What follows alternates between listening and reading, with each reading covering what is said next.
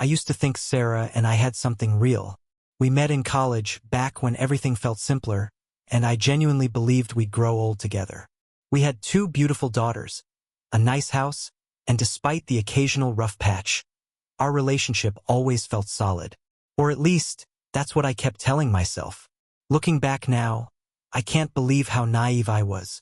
The signs were right there in front of me, but I refused to see them.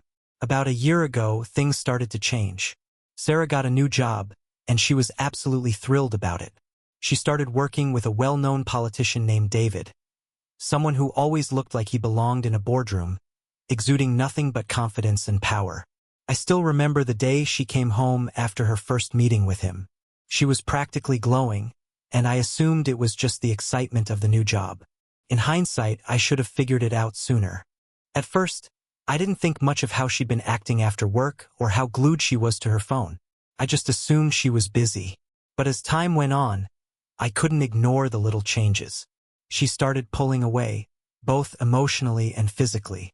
It felt like she was there in body, but not in spirit. The woman I married seemed to be slipping away, and I couldn't figure out why. One night, after a long day, I casually asked how work was going. She barely acknowledged me, brushing me off with a short, "It's fine," in a tone that made it clear she didn't want to talk. Fine. That word haunted me. It became her go-to response whenever I tried to start a conversation. Fine. But deep down, I knew it wasn't. I could feel something was wrong, even if I didn't want to admit it. Our intimate life had practically disappeared. At first, I convinced myself it was just the stress of life catching up to us. But as time went on, it became more obvious. She wasn't interested. Not in the slightest. It wasn't just that, though. She stopped making excuses. If I ever tried to bring it up, she'd snap at me or accuse me of overthinking. "Why are you so paranoid?" she'd say, her voice dripping with irritation. It hurt, but I tried to brush it off, convincing myself it was just a phase. But then one evening, something happened that I couldn't ignore. It was a Friday. I decided to come home early to surprise her. The kids were away with their grandparents, so I thought we could spend some quality time together. But when I walked in, the house was dark, and Sarah wasn't there. I called her, but there was no answer. An hour passed, then another. Finally, around 10 p.m., she walked in, looking too put together for someone who had just worked a late shift. "Where have you been?" I asked, trying to keep my voice calm. "Work," she answered, her eyes not even meeting mine. "Work? Until 10 on a Friday night." I couldn't hide my disbelief. "Yeah, work doesn't stop at 5 p.m. "James?" she shot back, her eyes challenging me to ask any more questions. "Who works that late?" I asked, my frustration growing. "David does," she said, almost smugly. "Some of us actually have real jobs." There it was again, David. Her boss, the guy who seemed to be cropping up more and more, and it was making me uneasy. I'd never met him, but the way she talked about him, it was like he could do no wrong. Every conversation seemed to revolve around him. David said this, or David did that. And the way her face lit up when she talked about him, it wasn't normal. But every time I tried to ask more about him, she'd get defensive or shut me down completely. "I'm going to bed," she'd say, ending the conversation, walking away before I could even respond. It left me standing there, confused and unsettled. That night, I lay in bed, staring at the ceiling, my mind racing.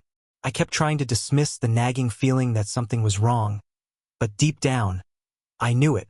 It was like this constant, uneasy thought that I couldn't push away. A few weeks later, I finally got my confirmation. I was working from home when Sarah's phone buzzed on the kitchen counter.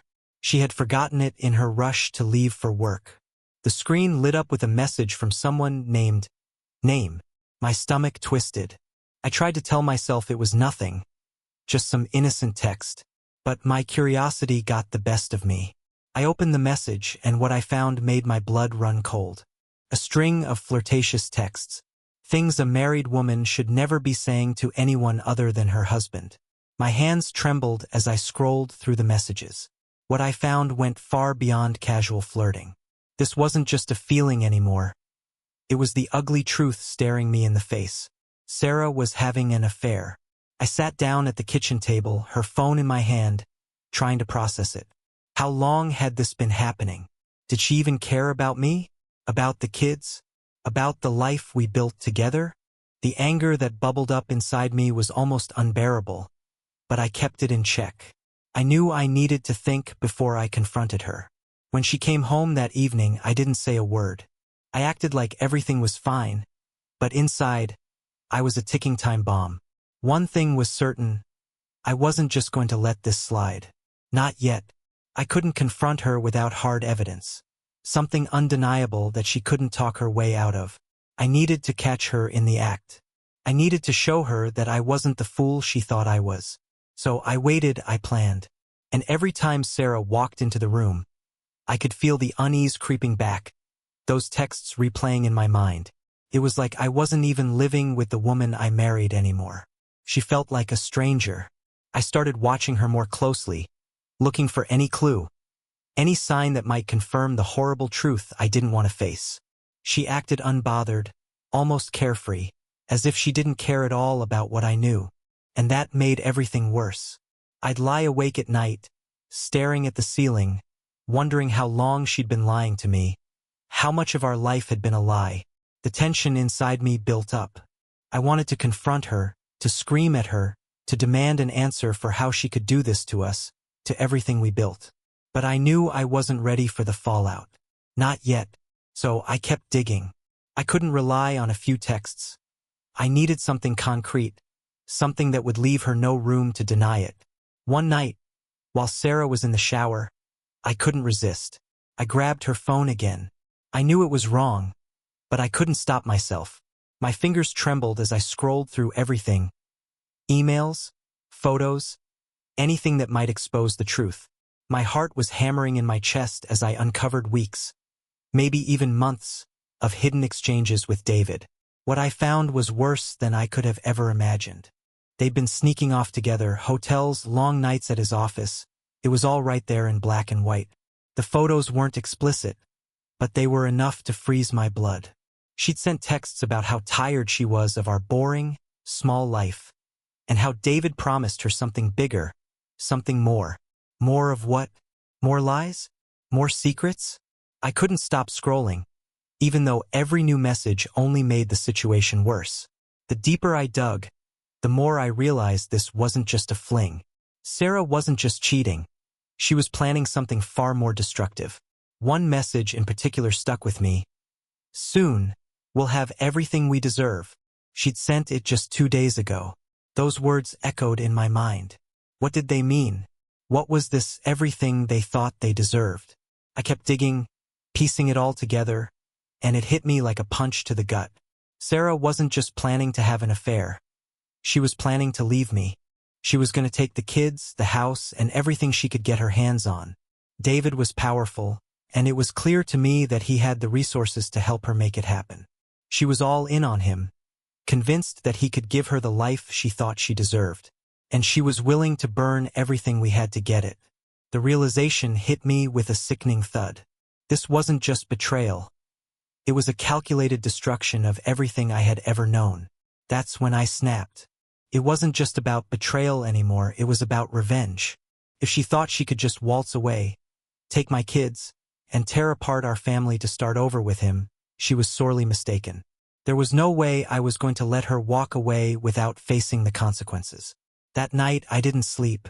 I sat there in the dark, my mind racing, planning what I would do next. I wasn't going to sit back and watch her destroy everything I'd built. I wasn't going to let her get away with this. The next day, I made my move. I called up Robert, an old friend who worked in IT security. We hadn't kept in touch much over the years, but he owed me a favor.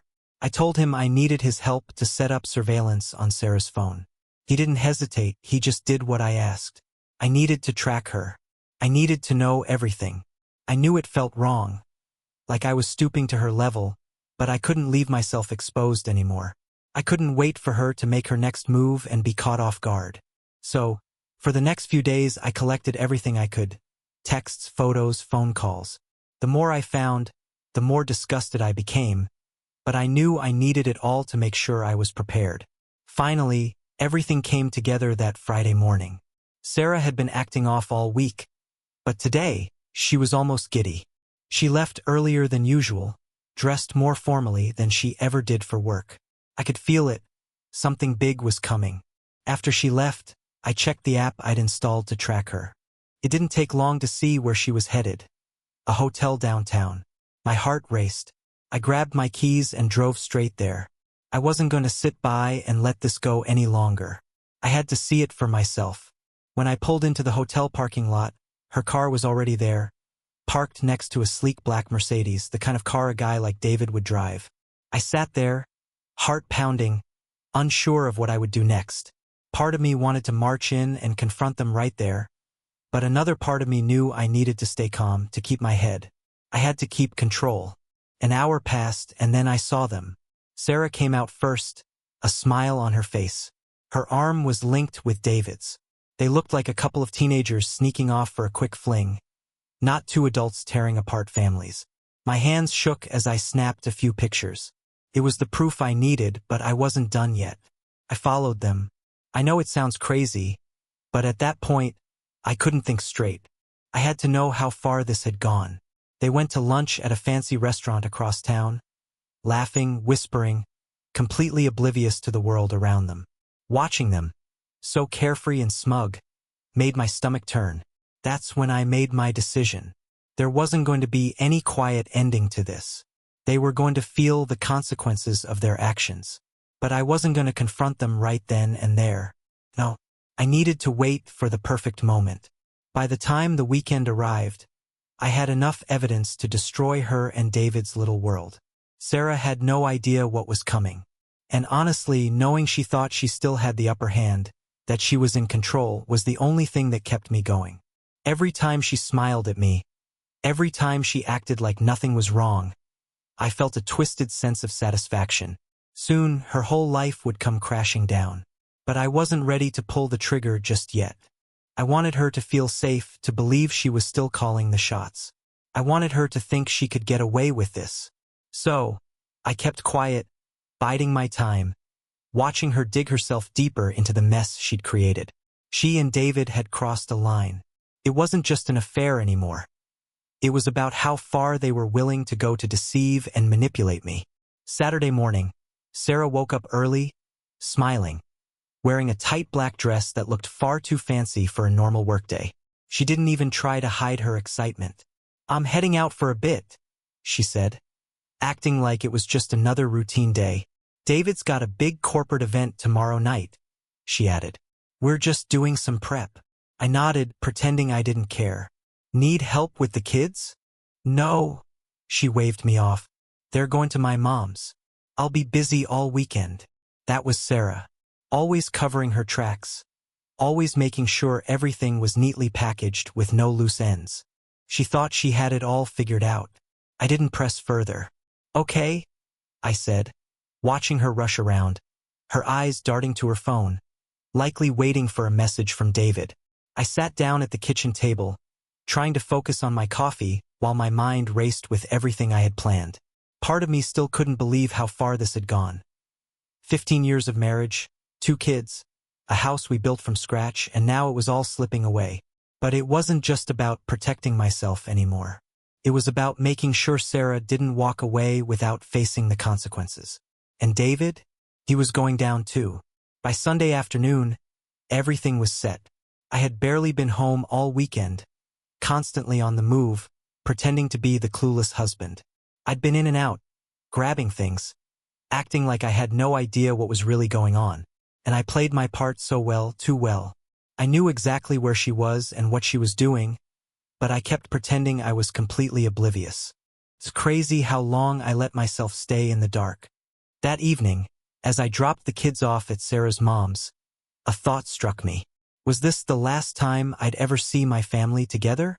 I kissed Emily and Grace goodbye, telling them I'd pick them up in the morning.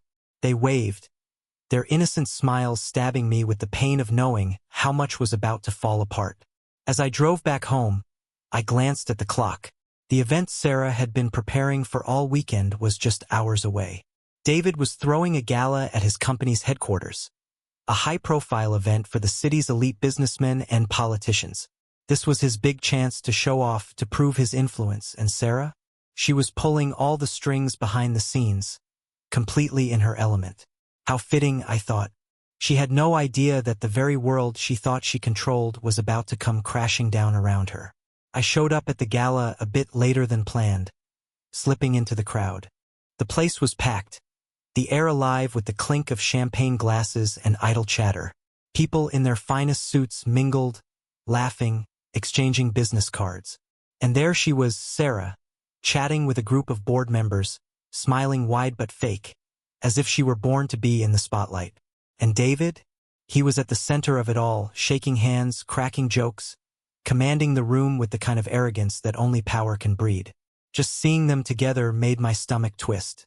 But I didn't confront them. Not yet. I wasn't here for that. No, I had something far more fitting planned. I maneuvered through the crowd and slipped into the control room where the event's audio team was stationed. It didn't take much to convince them I needed to take a look at the equipment. After all, I was just a concerned husband making sure everything was running smoothly. They didn't question me when I plugged in a USB drive and uploaded the audio I'd prepared. As I stood in the shadows, watching Sarah and David, I could feel this dark satisfaction growing inside me. They had no idea what was about to unfold. They thought they were untouchable, that nothing could ruin their perfect night. Finally, David took the stage. The room fell silent as he began his speech, the crowd hanging on his every word. He bragged about the success of his company, about all the effort that went into the event. And then, he threw Sarah a glance, acknowledging her role behind the scenes with a little smile that seemed to say, "We did this together." Then, right in the middle of his speech, the audio cut out. A brief moment of confusion swept through the room. The whispers started, people looking around, wondering what was going on. Then the recording began. At first, it was just a casual conversation between Sarah and David, flirty banter, the kind you'd expect between two people who didn't care who knew. The crowd's murmurs grew louder, but no one could make sense of what they were hearing. And then it shifted. The tone changed. The words that followed were much worse. Their affair, their plans, their future together. I had it all. The messages, the plans about how they would build a new life once Sarah left me, how she would take everything I'd worked for. The room froze. Every eye in the place turned to Sarah, who stood there, pale, her champagne glass slipping from her hand and shattering on the floor. David, frozen on stage, struggled to regain control, but it was too late. Their lies were exposed for everyone to see. The whispers turned into a roar. Phones were pulled out, cameras clicking, recording the chaos. Sarah scanned the room, her panic clear, her eyes darting around for an escape. But there was no escaping this. David, on the other hand, was already on the move, muttering under his breath as he stormed off the stage, his career unraveling in front of everyone. I stood there, watching it all unfold. A strange mix of satisfaction and something deeper, something that felt like sorrow washed over me. I had done it. I had exposed them. I had destroyed everything they thought they had built. But as I stood there, watching Sarah's life unravel before her eyes, a different emotion crept in. Satisfaction, yes, but also an unexpected pang of loss. No matter how much she had hurt me, how much she had betrayed me, she had once been my partner, my wife. Those years we spent together, no matter how much I wanted to forget, they couldn't be erased. But it was all over now. The room buzzed with shock. David had fled the stage, leaving Sarah standing there, completely frozen. It was like something out of a dream. There she was, at the center of it all, her carefully constructed world collapsing around her, and there was nothing she could do to stop it. I could feel the crowd's eyes on her, waiting for her reaction. For the first time in a long time, Sarah had nothing to say. She stood there, speechless. I didn't stick around to watch the aftermath. I'd seen enough. I turned, slipped out through the crowd, and made my way to the exit. The cool night air hit me as I stepped outside, sharp and invigorating, like I could finally breathe again after the suffocating tension inside. I leaned against my car for a moment, trying to process everything that had just happened. I had done it. I had exposed them in front of the very people they were trying so hard to impress. But instead of feeling triumphant, I felt empty. The moment I'd been imagining for weeks, seeing their world crumble, didn't bring me the satisfaction I thought it would. Sarah had once been my everything. We had been happy once. And now, all that was left was the bitter sting of betrayal. I climbed into my car, sitting there for a few moments, staring at the steering wheel, unsure of what came next. The girls were still at Sarah's mom's. I didn't want to pull them into this right away, but I knew that after tonight, nothing would ever be the same. They'd have to know eventually. I took a deep breath and pulled out my phone. There was one last thing I needed to do before it was all over. I dialed Robert, the guy who'd helped me with the surveillance. "It's done," I said as soon as he picked up. "Everything go as planned?" he asked.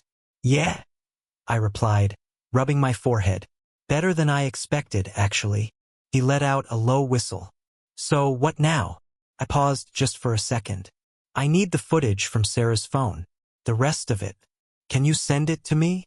"No problem," Robert said, his voice serious now. "I'll email it to you within the hour." "You sure about this, James?" I hesitated for a moment. "Yeah, I'm sure." I hung up the phone and drove home, my mind spinning. The footage I had gathered wasn't just about their affair. There was far more buried beneath the surface, things I hadn't even expected to find. As I went through the evidence over the past few weeks, I discovered something much darker. David wasn't just involved with Sarah. He was neck-deep in illegal activities. Money laundering, tax evasion, political deals, it was all there, hiding in their private conversations. At first, I hadn't planned on using this information. It seemed like an added complication. But now it felt like the final blow, the last piece to finish this off. When I got home, I sat at the kitchen table, waiting for the email that would seal their fate. The house felt emptier than usual. Every room, every photo, seemed to mock me, reminding me of the life Sarah and I had built. I glanced at the pictures on the walls, vacations, anniversaries, moments of happiness. It all felt so distant now, like it belonged to someone else. How long had she been pretending? How long had I been blind to the truth? My laptop dinged with a new email. It was from Robert. I opened it, and there it was, hours of recorded conversations between Sarah and David. I clicked through them quickly, searching for the key parts. It didn't take long to find them. The conversations were clear: bribes, shady deals, and favors exchanged under the radar. This wasn't just an affair anymore. This was a full-scale corruption operation, and I knew exactly what I needed to do with it. The next morning, I contacted a journalist I knew at a local news outlet. We'd gone to high school together, and while we weren't close, I knew he'd be intrigued by what I had. This wasn't just about David's career. It could unravel his entire political empire. Within hours, I was sitting across from him at a small cafe downtown, sliding a USB drive across the table. "What's this?" he asked, eyeing it suspiciously. "It's a career-ending story," I replied coolly, taking a sip of my coffee. "For a politician who's been playing dirty for too long." He raised an eyebrow, looking skeptical. But once he plugged the drive into his laptop and began listening, his expression changed. His eyes widened in disbelief. "Holly, this is huge," he said, his voice low. "I know," I said, leaning back in my chair. "And it's all yours." He scrolled through the files in silence for a moment before looking up at me. "Why are you giving this to me?" "Let's just say I have a personal interest," I replied, trying not to reveal too much. "David's been messing with people's lives for years, including mine. It's time someone took him down." He nodded slowly, processing what I said. "I'll need to verify all this, but if it checks out, this could be front-page news. You realize this is the end of him, right?" "That's the plan," I said, standing up. "I trust you'll know how to handle it." I walked out without looking back, leaving him to digest everything. It was out of my hands now. By the end of the week, the story would hit the press, and David's world would fall apart. His power, his connections, his wealth, everything he'd built, gone. And Sarah? She'd be collateral damage. The media would tear into her involvement. She might avoid prison, but her reputation would be obliterated. She would lose everything she'd worked so hard to protect. Later that evening, I picked up the girls from Sarah's mom's house. Emily and Grace were both exhausted, their faces full of confusion when I told them they were coming home with me. They asked where their mom was, why she wasn't picking them up. I kept it vague, telling them there had been a change of plans, that they'd be staying with me for a while. I wasn't ready to explain everything to them. Not yet. That night, I sat on the edge of Emily's bed, watching her fall asleep. My mind was racing with everything that was about to unfold. Tomorrow, the article would be published. The entire city would learn exactly who David was, and the kind of woman Sarah had become. Our marriage, our life together, it would all be laid bare for the world to see. For the first time in what felt like forever, I felt something like peace. There was no more uncertainty, no more wondering what was next. It was done. Everything was out of my hands now. The next morning, I woke up early, a heaviness pressing down on me. The weight of everything that was about to happen settled in. I made myself a cup of coffee, sat at the kitchen table, and opened my laptop. The article had already gone live. The headline screamed across every news outlet. Politician David Broughton exposed in shocking scandal. I skimmed through the article, my eyes scanning for what I already knew. David's career was destroyed. Every dirty secret he'd worked so hard to keep hidden, his corruption, his financial crimes, his under-the-table dealings, was exposed for everyone to see. And it wasn't just the affair with Sarah. No, it was the entire web of lies, bribery, and political manipulation that extended far beyond their personal betrayal. There were quotes from political insiders, legal experts, and even some of David's closest allies. People distancing themselves from him, condemning his actions. He was finished. His reputation was in ruins. I checked my phone, waiting for Sarah to reach out. No missed calls. Not yet, anyway. Sure enough, less than an hour later, my phone buzzed. It was her. I hesitated before answering, staring at her name on the screen. I thought about this moment, imagined it over and over in my mind, but now that it was here, I didn't feel the rush of anger I expected. All I felt was emptiness. James, her voice trembled through the line, thick with tears. Please, can we talk? I didn't rush to answer. Part of me wanted to scream at her, demand an explanation, but the anger was gone. Talk about what, Sarah? I said calmly. You've already said everything. There was silence on the other end. I could hear her shallow breaths, could almost feel her fighting to keep herself together. I didn't know it would go this far, she whispered, her voice breaking. I never meant for any of this to happen. I almost didn't want to listen to her excuses, her half-hearted attempts to make things right. Didn't know what, Sarah? I cut her off, my voice hardening. That betraying me and helping your boss ruin lives might have consequences? Or did you just not care? James, please, she gasped, the sobs coming fast now. I never wanted this. I made a huge mistake. I was confused, but we can fix this. We can fix us. I almost laughed, a bitter, hollow laugh. She was still holding on to the delusion that we could somehow patch things up. After everything, after the lies, the cheating, the destruction. Fix us. I shook my head, disgust rising in my chest. Sarah, there is no us. You destroyed that a long time ago. I could hear her crying now, her voice full of regret. Part of me wanted to feel satisfaction, wanted to savor this moment of victory. But I didn't feel victorious. All I felt was exhaustion. I was done. There was no going back. What do you expect from me? I asked, my voice quieter now, but the coldness was still there. Do you want me to forgive you? Do you want me to pretend it's all going to be okay? Because it's not. You know that, right? Her sobs turned into a long silence, the kind that stretched painfully between us. The only sound was the shaky breath she couldn't seem to control. Then, in the smallest whisper, so quiet I almost missed it, she said, I'm sorry. I know I've ruined everything. I know I'm the one who messed this all up. But James, please, the girls. And there it was. Her voice cracked at the mention of them. She wasn't asking for forgiveness anymore. She was asking for a lifeline. I hadn't planned on keeping the kids away from her, but now it felt impossible to let her near them. What she had done wasn't just breaking a marriage. It was destroying everything we had worked to build. I had to protect them from all of it. "They'll see you," I said. My words weighed down with the heaviness of everything I'd just said. "But not right now. They don't know anything, Sarah. I'm not going to drag them into this mess. When the time's right, I'll explain it to them. But not until then." Her voice wavered, desperate now.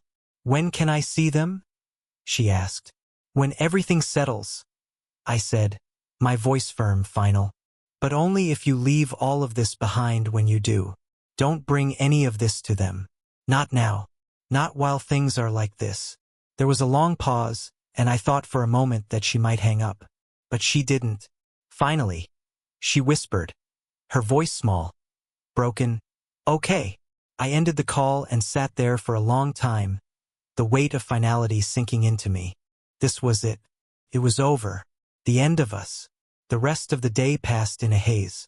I tried to keep things normal for the girls. We played games, watched cartoons, anything to keep the quiet from swallowing us whole. I pretended to forget about the chaos, but each time I looked at them, the reality hit me all over again. They didn't deserve this. They didn't deserve to have their world turned upside down, to be pulled into the wreckage of our broken lives.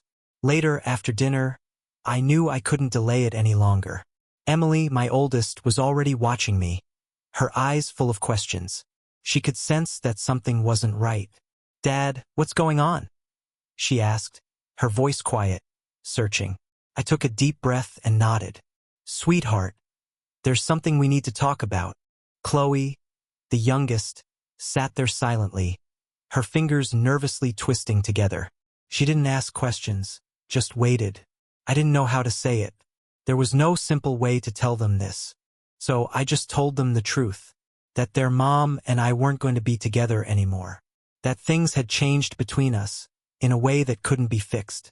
I didn't talk about the affair or the scandal. They didn't need that burden. I told them we had grown apart, and that none of it was their fault. Emily's face crumpled, and the tears welled up in her eyes. "Did we do something wrong?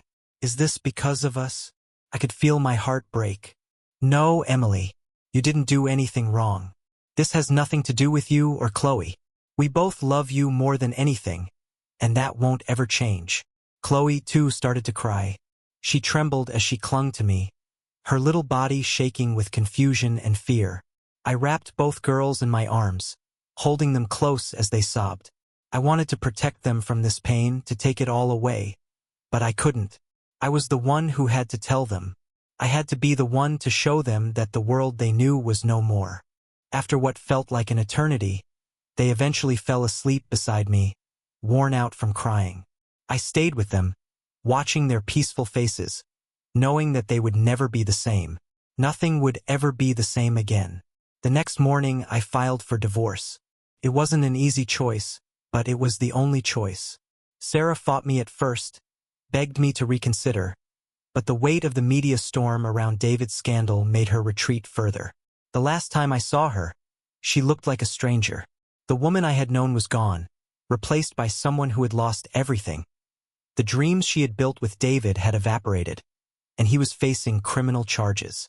Her world had crumbled with his. Months later, the divorce was finalized.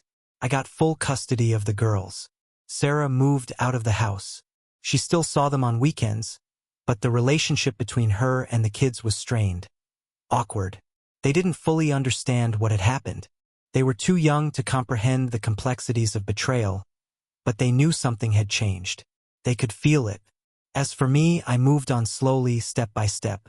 The anger, the hurt, they lingered for a long time. But eventually, I learned to live with it. I focused on the girls, on giving them stability, on trying to create a life we could rebuild together. A life that was ours. David disappeared after the scandal broke.